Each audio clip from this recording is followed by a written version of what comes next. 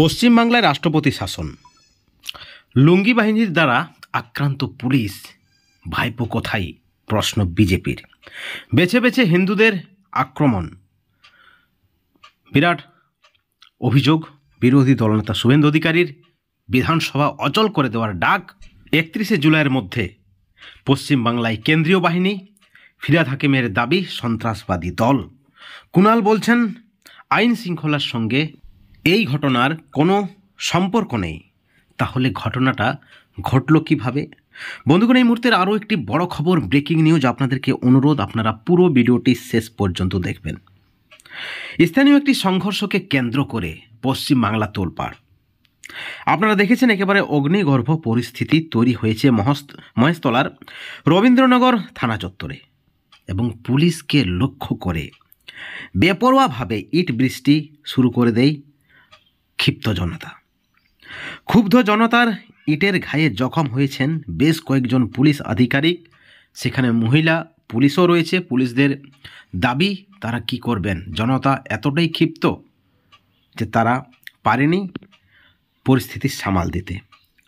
নাক ফেটে মাথা ফেটে রক্ত ঝরতে দেখা গিয়েছে পুলিশ কর্তাদের। এই পরিপ্রেক্ষিতে বিস্ফোরক অভিযোগ করা হয়েছে বিরোধীদের পক্ষ থেকে। তাদের দাবি পশ্চিমবাংলায় রাষ্ট্রপতি শাসন জারি করতে হবে। হাইকোর্টের নির্দেশ রয়েছে 31শে জুলাইয়ের মধ্যে কোনো অশান্তি হলে পশ্চিমবাংলায় আসবে কেন্দ্রীয় বাহিনী। বিরোধী দলনেতা শুভেন্দু অধিকারীর দাবি 24 ঘন্টায় পশ্চিমবাংলায় কেন্দ্রীয় বাহিনী চাই। আপনাদেরকে জানিয়ে রাখি, যে ঘটনা ঘটেছে তাতে কিন্তু পুলিশের ভূমিকা নিয়েও প্রশ্ন উঠে যায়। বিরোধীরা বলছেন পুলিশে যদি মার খায় তাহলে হিন্দুদের বাঁচাবে কে?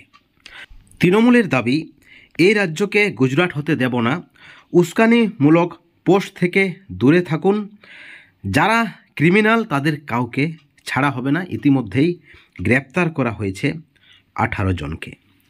বন্ধুগণ, কুণালের দাবি এই ঘটনার সঙ্গে নাকি রাজ্যের আইন শৃঙ্খলার কোনো যোগাযোগ নেই। তাহলে কি এই ঘটনাটা রাজ্যের বাইরে হয়েছে? বন্ধুগণ, এই যে ঘটনা ঘটেছে, লাগাতার সংঘর্ষ মুর্শিদাবাদের মথাবাড়ি থেকে শুরু করে এবার দক্ষিণ 24 পরগনা এলাকায়, এবং সেখানে দুই গোষ্ঠীর মধ্যে যে সংঘর্ষ, একেবারে তপ্ত রবীন্দ্রনগর, থমথমে রয়েছে এই মুহূর্তে গোটা এলাকায় পড়ে রয়েছে ইটের টুকরো। তাণ্ডবের ছাপ কার্যত একেবারে পরিষ্কার। আপনারা দেখেছেন বিরোধী দলনেতা রাজ্য পুলিশের ডিজির সঙ্গে দেখা করতে চেয়েছিলেন, কিন্তু রাজ্য পুলিশের ডিজি দেখা করেননি। আক্রান্ত হয়েছে একাধিক পুলিশ আধিকারিক, মহিলা পুলিশও রয়েছে। কলকাতা পুলিশ, পশ্চিমবঙ্গ পুলিশ মিলে গোটা ঘটনায় এখনও পর্যন্ত 18 জনকে গ্রেপ্তার করেছে। আর বিরোধীদের পক্ষ থেকে যে অভিযোগ করা হচ্ছে, পরিস্থিতি সামাল দিতে ব্যর্থ মমতার পুলিশ। এমত অবস্থায় পশ্চিমবাংলায় একটাই উপায় রয়েছে, কেন্দ্রীয় বাহিনী। 356 ধারা লাগু করতে হবে। যেভাবে সন্ত্রাস চলছে, একের পর এক জায়গায় হিন্দুদেরকে আক্রমণ করা হচ্ছে, তাতেই কিন্তু সরব হয়েছেন বিজেপি নেতৃত্বরা। লুট হয়েছে দোকান। আপনারা দেখেছেন সাধারণ একটি দোকান বসানোর ঘটনাকে কেন্দ্র করে যেভাবে রণক্ষেত্রের চেহারা নিয়েছে, তা কিন্তু সত্যি লজ্জাজনক। ভাঙা হয়েছে সিসিটিভি, পোড়ানো হয়েছে গাড়ি, যেমনটা কিন্তু দাবি করা হচ্ছে।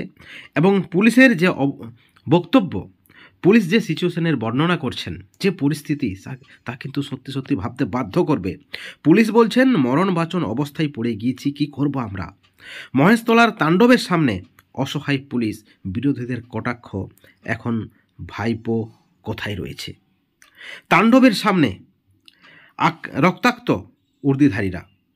জঙ্গিপুর ভাঙড়ের পর এবার মহেশতলা, এবার আক্রান্ত আইন রক্ষকরাই। পাথরের আঘাতে রক্তাক্ত পুলিশ, তাণ্ডবের সামনে মরণ বাঁচন অবস্থায় পুলিশ। শুরুতে পর্যাপ্ত পুলিশ ছিল না, তবে স্থানীয়দের দাবি পরবর্তী সময়ে পুলিশ এসেছে, পরিস্থিতি সামাল দেওয়ার চেষ্টা করেছে। কিন্তু মহেশতলার ঘটনায় যেভাবে পাথরের আঘাতে বা ইটের আঘাতে আহত হয়েছেন ডিসি পোর্ট হরিকিষান পাই থেকে শুরু করে মহিলা পুলিশ কর্মী রয়েছেন আঘাতের তালিকায়। যেভাবে কপাল ফেটে নাক ফেটে রক্ত পড়েছে, তারপরেও যখন বলা হচ্ছে তৃণমূলের পক্ষ থেকে, তৃণমূলের মুখপাত্রের পক্ষ থেকে যে এই ঘটনার সঙ্গে রাজ্যের আইন শৃঙ্খলার কোনো যোগাযোগ নেই, তা কিন্তু সত্যি সত্যি লজ্জাজনক। বর্তমানে মহেশতলায় 163 ধারা লাগু হয়েছে। বিরোধীরা ইতিমধ্যে রাজনীতি শুরু করে দিয়েছেন, যেমনটা দাবি করা হচ্ছে তৃণমূলের পক্ষ থেকে। বিজেপির পক্ষ থেকে পরিষ্কার দাবি, রাজ্য পুলিশ তথা মমতার সরকার পুরোপুরি ব্যর্থ পশ্চিমবাংলায় আইন শৃঙ্খলা পরিস্থিতি সামাল দিতে। এমতো অবস্থায় অবিলম্বে তৃণমূল সরকারকে পদত্যাগ করা উচিত, রাজ্যের মুখ্যমন্ত্রীকে পদত্যাগ করা উচিত এবং অবিলম্বে পশ্চিমবাংলায় রাষ্ট্রপতি শাসন জারি করা উচিত। এই পরিপ্রেক্ষিতে রাজ্যের মন্ত্রী ফিরহাদ হাকিম কি বলছেন, যে সমস্তটাই বিজেপির চক্রান্ত। বিজেপির বিরুদ্ধে অশান্তি তৈরি করার অভিযোগ এনেছেন রাজ্যের মন্ত্রী ফিরহাদ হাকিম। ফিরহাদ হাকিমের বক্তব্য, বিজেপি অশান্তি বাড়াচ্ছে, উস্কানিমূলক পোস্ট করছে, চক্রান্ত করছে, কিন্তু কোনো ক্রিমিনালকে ছাড়া হবে না।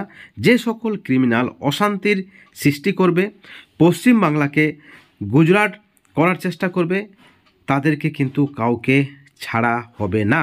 সরাসরি রাজ্যের মন্ত্রী তথা কলকাতার মেয়র ফিরহাদ হাকিম বিজেপিকে সন্ত্রাসবাদী দল আখ্যা দিয়েছেন।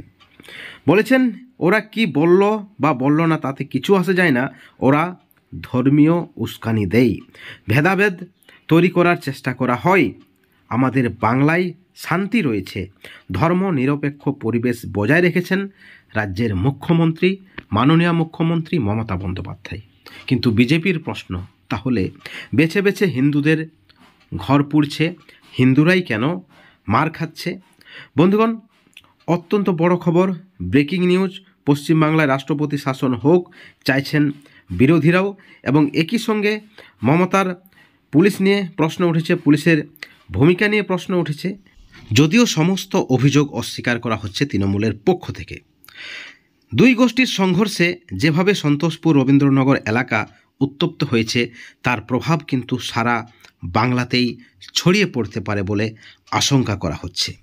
লুট হয়েছে দোকানপাট, আজকে একেবারে থমথমে পরিস্থিতি। নামানো হয়েছে রেপ এবং কমব্যাট ফোর্স।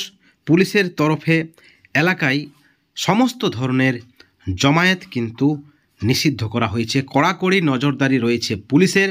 কোনো ধরনের অশান্তির খবর হলে কিন্তু নবান্ন থেকে যে নির্দেশ রয়েছে, অত্যন্ত কড়া নির্দেশ, সরাসরি গ্রেপ্তার করা হতে পারে বলে খবর রয়েছে। বন্ধুগণ, এই ভিডিওর পরিপ্রেক্ষিতে আপনাদের কি মতামত, আপনাদের কি প্রতিক্রিয়া, অবশ্যই আপনারা আমাদের চ্যানেলের কমেন্ট সেকশনে কমেন্ট করে জানাবেন। সকলে ভালো থাকবেন, কিন্তু কোনো ধরনের হিংসা থেকে দূরে থাকবেন। Thank you.